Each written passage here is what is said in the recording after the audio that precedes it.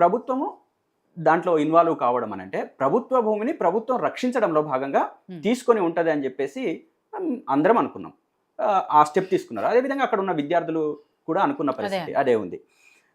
అంటే ఇప్పుడు ఒక ప్రైవేట్ వ్యక్తితో కొట్లాడే శక్తి సామర్థ్యత ప్రభుత్వానికి ఉంటుంది.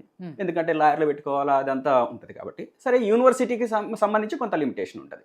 ఆ తర్వాత ప్రభుత్వం గెలిచిన తర్వాత ఆ గెలిచిన ప్రభుత్వం ఏం చేయాలి, ఆ యూనివర్సిటీకి అప్పగించాలి. ఆ అప్పగించి ఆ యూనివర్సిటీ బాగోగులంతా చూడాల్సిన బాధ్యత ప్రభుత్వం మీద ఉంది. కానీ ప్రభుత్వం మాత్రం ఇప్పుడు ఏం మాట్లాడుతుంది, అది మా భూమి, మీ భూమి కాదని ఎవరన్నారు? అది ప్రభుత్వ భూమే. భూమి ప్రభుత్వానిదే. కానీ ఎవరికి కేటాయించారు? ప్రభుత్వం ఎవరికి కేటాయించింది?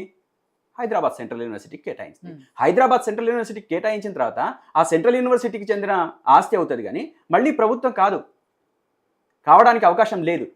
కానీ ఇక్కడ వింత వాదన కాంగ్రెస్ ప్రభుత్వం ఈరోజు చేస్తుంది, వితండ వాదన, వింత వాదన తీసుకొచ్చి ముందుకు పెడతా ఉంది. నేను ఉదాహరణ చెప్తానండి. మేము కొట్లాడి తెలంగాణ యూనివర్సిటీ నిజామాబాద్కి రావాలని చెప్పేసి ఆనాడు మేము పీడిఎస్సీ విద్యార్థి సంఘంగా ఉండి అన్ని విద్యార్థి సంఘాలతో కలిపి పోరాటం చేసి అక్కడ తెలంగాణ యూనివర్సిటీ వచ్చిన తర్వాత ప్రభుత్వ భూమిని ప్రభుత్వము 550 ఎకరాలు కేటాయించింది. యూనివర్సిటీకి ఎక్కడి నుంచి వచ్చిందండి? యూనివర్సిటీ ఏమైనా ఓన్గా క్రియేట్ చేసుకుంటుందా భూమి? ఇప్పుడు అది యూనివర్సిటీ భూమి అంటామా, ప్రభుత్వ భూమి అంటామా? ప్రభుత్వము యూనివర్సిటీకి కేటాయించేసింది. కేటాయించిన తర్వాత అది ప్రభుత్వ భూమే. కానీ ఇప్పుడు యూనివర్సిటీకి కేటాయించిన తర్వాత యూనివర్సిటీ భూమి అనకుండా ఏ భూమి అంటాం? అంటే విచిత్రమైన వింత వాదనలు తీసుకొచ్చి దీన్ని ఏ రకంగా డిస్ట్రాయ్ చేయాలి, ఈ వాదన అంతా ఎట్లా డిస్ట్రాయ్ చేయాలని చెప్పేసి వాళ్ళు చాలా తీవ్రంగా ప్రయత్నం చేస్తున్నారు. సరే, ఇప్పుడు ఇక్కడ విచిత్రం ఇంకోటి ఏంటంటే వాళ్ళ ప్రభుత్వం కేంద్ర ప్రభుత్వం ఇచ్చిన వాళ్ళ ఇందిరమ్మ రాజ్యంగా చెప్తున్న ఆ రోజు ఇందిరాగాంధీ ఇచ్చిన భూముల్నే వాళ్ళే మై కాదు అని చెప్పేసి అనంటే ఇక్కడ ఏమన్నా న్యాయం ఉందా? న్యాయం ఉండడానికి అవకాశం ఉందా? మీ ప్రభుత్వమే స్వయంగా ఆర్డర్స్ జారీ చేసి అదేవిధంగా రాష్ట్రపతి గారికి పంపించి రాష్ట్రపతి గారి ద్వారా ఉత్తర్వులు చేసి దానికి ఒక ప్రత్యేకంగా ఒక విధానం తీసుకొస్తే ఈరోజు మీరు దాన్నే కాదని చెప్పేసి అని అంటున్నారు. అంటే మీ ఆధీనంలో ఉన్న మీ వాళ్ళు కేటాయించిన భూముల పరిస్థితి ఇట్లా ఉంటే సామాన్య ప్రజల పరిస్థితి ఏంటి? ఏ విధంగా ఉండబోతుంది? ఎంత దారుణంగా ఉంచబోతుంది? అదేవిధంగా రేవంత్ రెడ్డి గారు కొట్లాడి తీసుకొస్తే యూనివర్సిటీకి అంటే తీసుకునే రైట్ ఉందా అని చెప్పేసి అంటే ఎవరు కొట్లాడతారు? ప్రభుత్వం తరపున ఒక ప్రైవేట్ వ్యక్తి, ఒక 100 కోట్ల రూపాయల వ్యక్తి అవతల వైపు ఉన్నాడు, ఇటువైపు బలహీనమైన శక్తి ఉంది. వినండి రాయ్, నేను ఇందాక మీరు మాట్లాడిన దాంట్లో నేను మధ్యలోకి వద్దాం అనుకున్నా. నేను ఎందుకు సైలెంట్ గా కూర్చున్నా? మీరు ఏ అవినీతి? అవును, అది సపరేట్ సబ్జెక్ట్ అండి. ఈ రోజు గుర్తుకొచ్చిందా? మీరు భూములు లాక్కుంటున్న సందర్భంలో గుర్తుకొచ్చిందా? ఈ రోజు ఎందుకు గుర్తుకొచ్చిందండి? ఇదే మానవతరాయ్ యూనివర్సిటీ స్టూడెంట్ అంటున్నారు. ఏం చేసిండ్రండి? ఏం చేసిండ్రు? ఇదే రాయ్ ఏం చేసిండ్రు? మేడం, నేను ప్రభుత్వం అనట్లేదు మేడం. ఇదే రాయ్ ఆనాడు నిరుద్యోగుల కోసం పోరాటం చేసిండు కదా, మరి భూముల కోసం ఏం చేసినావు? ఏం న్యాయం? నువ్వు యూనివర్సిటీకి కేటాయించిన భూమిని నువ్వు తీసుకుంటే న్యాయమా? తీసుకుంటే ఇదే ప్రజలకు నువ్వు చెప్పాల్సింది. ఇది కాదు, ఇది నువ్వు చెప్పాల్సింది కాదు. నువ్వు యూనివర్సిటీ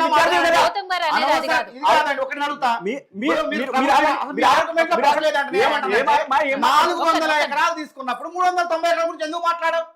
390 ఎకరాలు నేను ఏం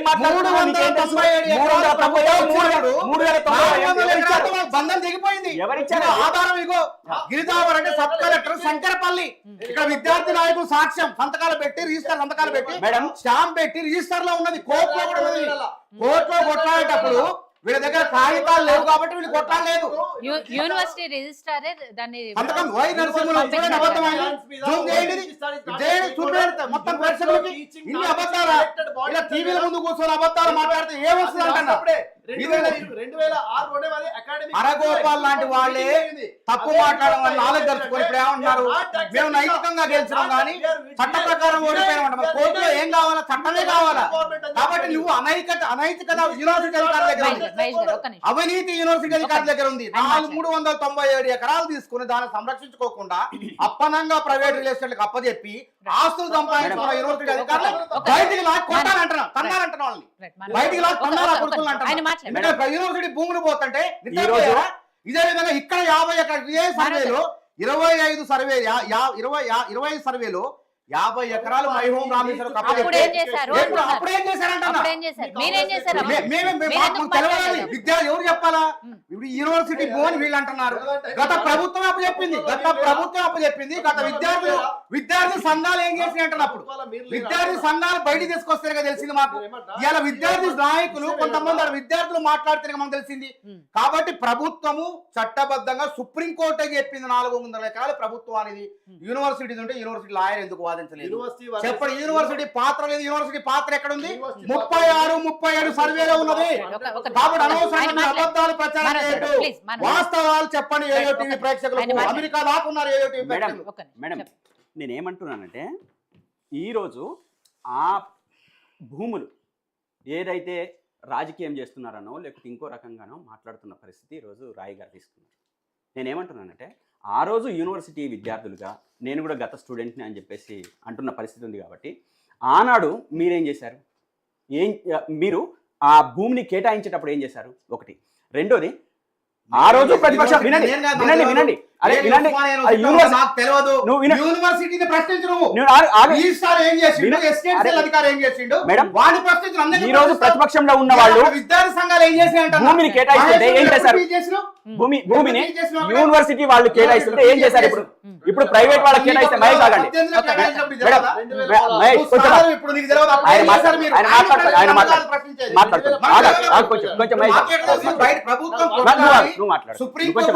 గెలిచిన తర్వాత దాన్ని స్వాధీనం చేసుకుంటే బయటకు వచ్చింది కదా. అరే గత ప్రభుత్వం చప్పుడు కాకుండా కొండల్ని పిండి చేసి 100 ఫీట్ల రోడ్డు వేసి 50 ఎకరాలు ఇదే సర్వే నెంబర్లు మహేం రామేశ్వరరావుకి ఇస్తే విద్యార్థి సంఘాలు ఏం చేసి యూనివర్సిటీ అధికారులు ఏం చేశారంట? ఇదే సర్వే 400 ఎకరాలు ఇదే 400 ఎకరాల్లో ఏం చేసినట్టు మేము ఎవరికి అప్పచెప్పలే. మేము తెలంగాణ ఆస్తిని కావాలనేటువంటి చరిత్ర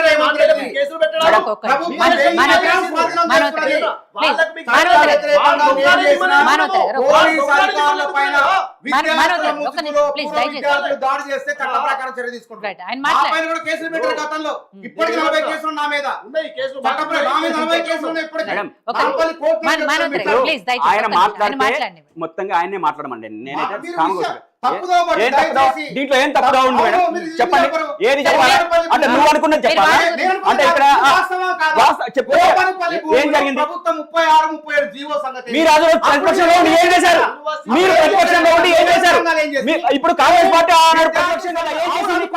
ఏం చేసింది అన్నాడు. ఆ రోజు ఏం చేసింది? మనం అందరూ బయటకు ప్రభుత్వం వచ్చి పెద్ద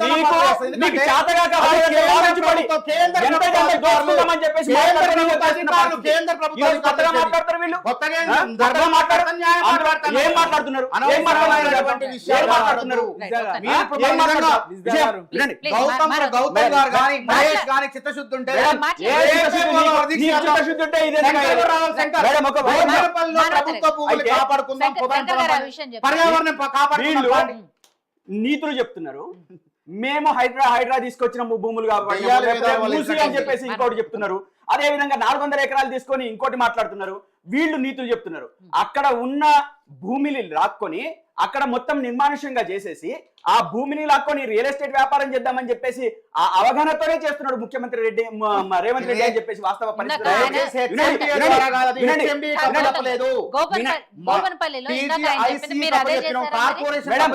వినండి, గోపన్పల్లిలో ఒకవేళ భూమి ఆనాడు ప్రభుత్వం ఇస్తే ప్రతిపక్షంలో ఉన్న కాంగ్రెస్ పార్టీ ఏం చేసింది?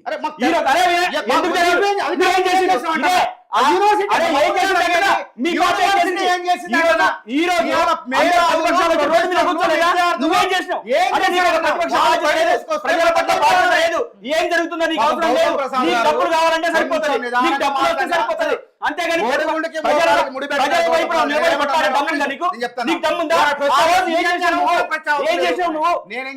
ఈ రోజు కొత్తగా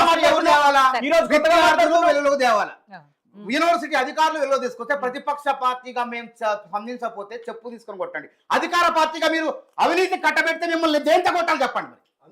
అవినీతి చేసిన దేంతో కొట్ట మేము అవినీతి చేయలే. మేము ప్రైవేట్ భాగస్వాములకు రిలేషన్ కావాలనుకోలే. ప్రభుత్వం స్వాధీనం చేసుకుని గుర్తుపెట్టుకోండి. రేవంత్ రెడ్డి ముఖ్యమంత్రి, తెలంగాణ ముఖ్యమంత్రి తెలంగాణ భూముల్ని 400 ఎకరాల అసలు నీ భూమి ఎట్లయితే ప్రభుత్వ భూమి ఎట్లయితే ప్రభుత్వమే అది. ఏ రకంగా అయితే ప్రభుత్వ భూమి చెప్పు. ఏ భూమి సెంట్రల్ గవర్నమెంట్ కేటాయించారు.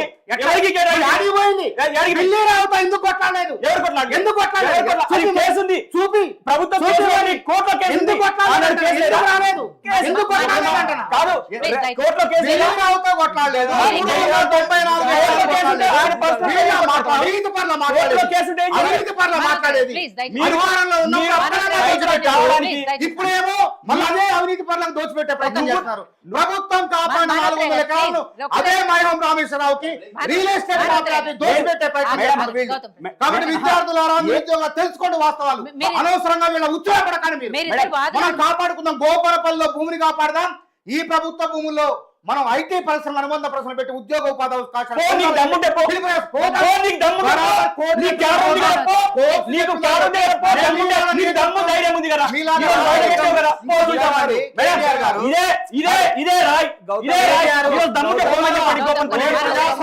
మీకు దమ్ముంటే తీయమని చెప్పండి. ప్రజాస్వామ్యాన్ని ఈరోజు ఎవరు కావాలన్నా హైదరాబాద్ ఇల్లు గుర్తేసింది కదా. హైదరాబాద్ ఇల్లు గుర్తేసింది కదా. ఎందుకు పోవట్లేదు మరి?